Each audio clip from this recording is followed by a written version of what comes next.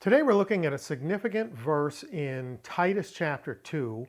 It launches a section that gives us sort of a comprehensive statement about the significance of the gospel. So let's begin by reading Titus chapter 2 verses 11 through 14 in English from the ESV, and then we'll focus on verse 11.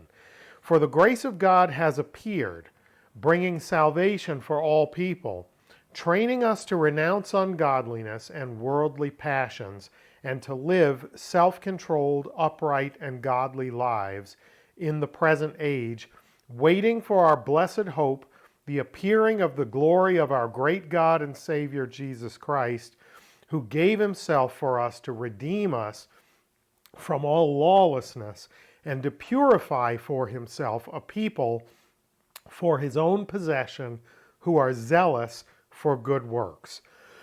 Obviously, there's so much there, right? It's quite comprehensive, it's quite extensive. But I'd like to focus on verse 11, particularly the word appeared. That's the thing that I'd like to look at. So let's dig into it in Koine. Epiphane gar he charis tu theou soterias pasin anthropois. So second word in gar, set it aside, right? It's just for. For what? Our subject here is he charis tu theou. He charis, the grace, tu theou, of God. So the grace of God, what? Epiphane.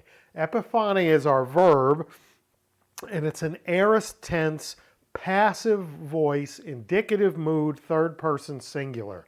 And we would literally translate it, he, she, or it appeared or was revealed. But it's probably not was revealed, it's appeared.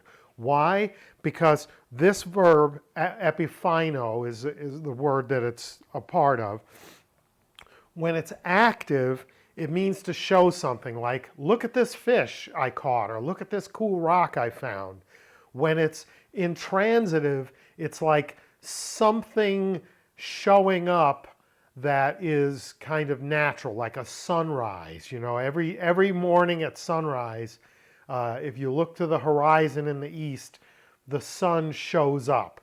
But when it's passive, as it is here in this verse, it's almost always personal, and it means to make an appearance or to show oneself. So when epiphane refers to a person, it means that they have shown themselves, they've made an appearance, they've revealed themselves.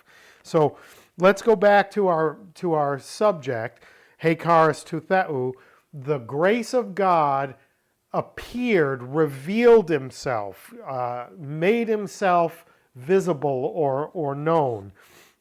The rest of the sentence, soterios, which is an adjective in the nominative masculine singular. So we know that it refers to the subject here, which is also in the nominative case, right? So what we have is the grace of God appeared, bringing salvation or making salvation available, pasin in the dative case, to or for all, anthropois also in the dative case, men or mankind, to all mankind. So what's happened here? The grace of God has shown itself, has appeared. And as a part of that appearing, with it comes at minimum, the opportunity for salvation. For whom? For all mankind, for all men, to or for all men.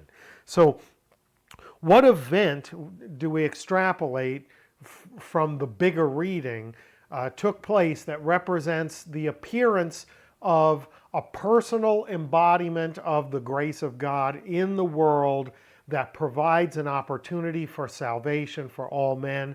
It is the incarnation of Christ. And we go back and read the rest of that block. It talks about the effect of the incarnation and how it affects the way we live our lives as we wait for a second appearing of the one who is explicitly referred to, the appearing of the glory of our great God and Savior Jesus Christ, who gave himself for our redemption, etc., etc. So what am I getting at here today?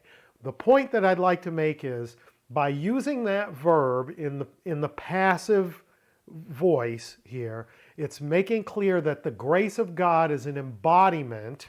It's a personal thing who shows himself as a means of providing salvation for all mankind.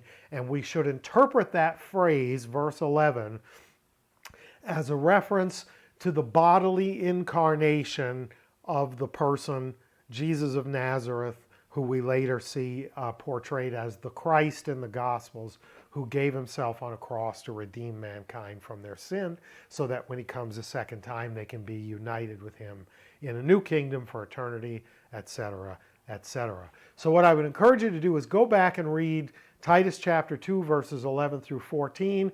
Read it through 2-3 times and look at the significance of this, the way that Paul chooses to describe the incarnation.